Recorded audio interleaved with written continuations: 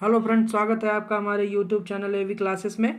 जैसा कि हम आज आपके लिए लेके आए हैं उत्तर प्रदेश बोर्ड परीक्षा 2023 के लिए व्याकरण का ये पार्ट, जिसे छंद के नाम से जाना जाता है, जो 2023 की 12वीं कक्षा के लिए बहुत ही महत्वपूर्ण है। जिसमें से हम आपके सारे टॉपिक कवर करेंगे, लेकिन जो बहुत ही मोस्ट इम्पॉर्टेंट हैं उन पे विशेष ध्यान दीजिएगा, यही तैयार कीजिएगा, जिससे आपकी परीक्षा में आप सफल हों और अच्छे अंक हासिल कर सकें। मेरे यूट्यूब चैनल का नाम है एवी क्लासेस बाय रजत एवी। इस नाम से आप सर्च करेंगे तो आपको ये चैनल हमारा मिल जाएगा। पहला है टॉपिक छंद। छंद के अंदर है दोहा। दोहा जो 2014, 16, 17, 18, 19 और 20 की परीक्षाओं में पूछा गया है। इसके अंतर्गत देखिएगा कि दोहे के पहले और तीसरे चरण में, किसमें, पहले और तीसरे चरण में 13-13 मात्राएं और दूसरे तथा चौथे चरण में 11-11 मात्राएं होती हैं। पहले और तीसरे चरण में कितनी? 13-13 मात्राएं और दूसरे तथा चौथे चरण में 11-11 मात्राएं होती हैं। सम चरणों के अंत के वर्ण गुरु और लघु गुरु होते हैं।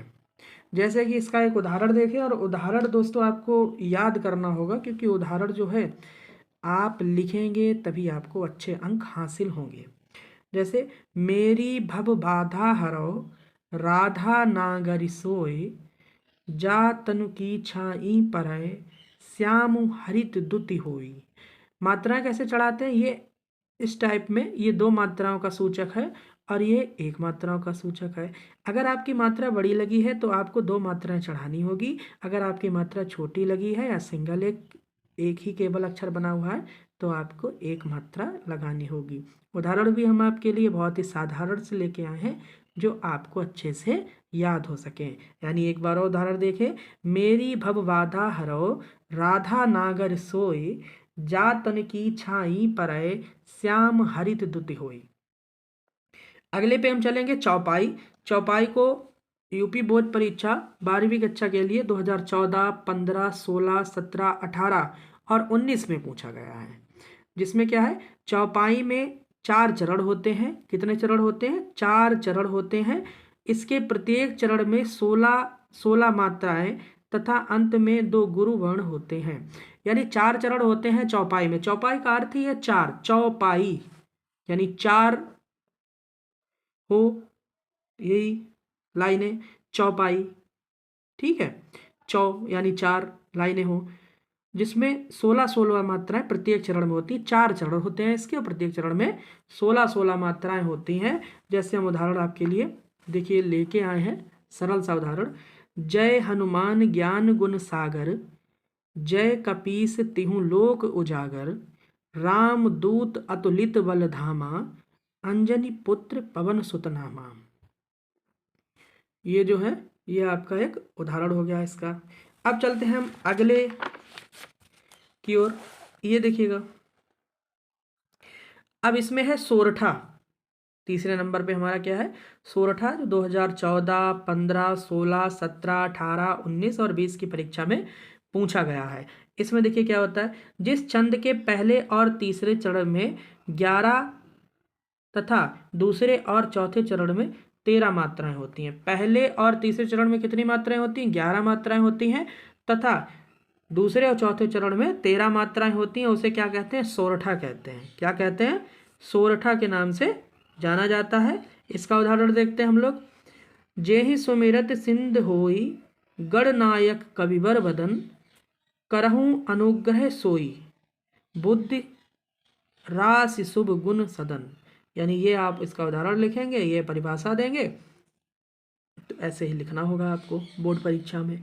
बिल्कुल ऐसे ही, और किसी पेन का यूज नहीं करेंगे आप। ब्लैक और ब्लू का यूज करें, ज़्यादा हो सके हेडिंग स्केच पेन से ही डालें, वो बेहतर है। लेकिन और आप किसी भी पेन का यूज ना करें, वही ज़्यादा बेहतर होगा। जैसे मैंने लिखा है वैसे लिखिएगा। अब देखिए रोला पे हम लोग चलते हैं, दिख रहा होगा आपको सब। हाँ ठीक है, रोला पे हम चलते हैं। रोला 2014, 15, 18, 19 और 20 की परीक्षाओं में पूछा गया है। रोला एक सममात्रिक छंद है। कैसा छंद है? एक सममात्रिक छंद है। इसके प्रत्येक चरण में 11 और 13 के विराम से 24 मात्राएं होती हैं। यानी 11 पे विराम होगा या 13 पे विराम होगा, कुल मिलाकर 24 मात्राएं ही होंगी, ये रोला का कहना है। रोला एक सममात्रिक छंद है, इसके प्रत्येक चरण में 11 और 13 मात्राएं होती हैं। जो विराम जो होता है 24 मात्राओं पर होता है। देखिए इसका उदाहरण, जो जग हित पर प्राण निछावर है कर पाता, जो जग हित पर प्राण निछावर है कर पाता, जिनका तन है किसी लोक हित में लग जाता। यानी ये आपको उदाहरण देना होगा। अब हम चलते हैं अपने नेक्स्ट टॉपिक की ओर, यानी कि लेके आए हैं आपके लिए 12वें। 12वें में देखिएगा 2000, ये भी इम्पोर्टेंट है, 2014, 15, 16, 17, 18 और 20 में पूछा गया है। 12वें में देखिए क्या है कि इसके पहले और तीसरे चरण में 12-12 मात्राएं होती हैं। इसके पहले चरण में और तीसरे चरण में कितनी 12-12 मात्राएं होती हैं, तथा दूसरे और चौथे चरण में 7-7 मात्राएं होती हैं। यानी पहले और तीसरे चरण में 12-12 मात्राएं होती हैं तथा दूसरे और चौथे चरण में 7-7 मात्राएं होती हैं।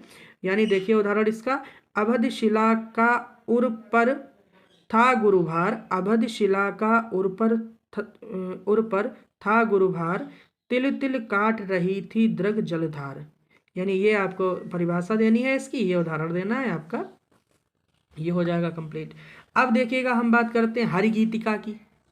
क्या लेके आए हैं, हरिगीतिका की। हरिगीतिका में देखिएगा ये 2017, 18, 20 में आया है, लेकिन बहुत इंपॉर्टेंट नहीं है जितने की ये इंपॉर्टेंट। जिनमें मोस्ट इंपॉर्टेंट लगा हुआ है वो मोस्ट इंपॉर्टेंट है, वो आने की ज़्यादा चांसेस है। और लेकिन जो जिन पे इम्पॉर्टेंट है वो भी आप अच्छे से कर लीजिएगा, इतने में से आपका आ जाएगा। लेकिन हम टॉपिक को आपको पूरा कवर करेंगे जैसा आपका बताया गया है। यह एक सममात्रिक छंद है, इसमें यह एक सममात्रिक छंद है, इसमें भी 4 चरण होते हैं। आई थिंक यहाँ पे मैंने लिखा नहीं है, बट इसमें भी 4 चरण होते हैं। प्रत्येक चरण में 28 मात्राएं होती हैं। प्रत्येक चरण की बात की जाए तो 28 मात्राएं होती हैं। 16 और 12 मात्राओं पर यति होती है। 16 और 12 मात्राओं पर क्या होती है, यति होती है, यानी विराम होता है। अन्याय सहकर बैठे रहना, अन्याय सहकर बैठे रहना यह महा दुष्कर्म है, न्यायार्थ अपने बंधु को भी दंड देना धर्म है। यानी अन्याय नहीं सहना चाहिए, और न्याय हो तो अपना बंधु भी हो, मित्र भी हो, उसे भी दंड देना चाहिए अगर न्याय की बात आए तो। अब देखते हैं हमारा लास्ट टॉपिक है जो है कुंडलिया। कुंडलिया 2014 और 17 की परीक्षाओं में पूछा गया है। यह विषम मात्रिक छंद है, इसमें 6 चरण होते हैं। 6 चरण होते हैं और प्रत्येक चरण में 24 मात्राएं होती हैं। 6 चरण होते हैं और प्रत्येक चरण में 24 मात्राएं होती हैं। आदि में एक दोहा और रोला जोड़कर कुंडलिया छंद बनता है। यानी एक दोहा और रोला को जोड़ दिया जाए तो कुंडलिया छंद बनता है। इसका देखो उदाहरण, 6 चरण लिखने की आवश्यकता नहीं, आप 2 ही चरण को लिख दें वो ज़्यादा है। 6 चरण याद करना भी मुश्किल होता है। घर का जोगी जो गुना, आन गांव का सिद्ध, हंस घरेलू गिद्ध उसे न पूछे कोई। यानी घर का जोगी जो गुना, घर का जोगी जो है वो जो गुना है बेकार है।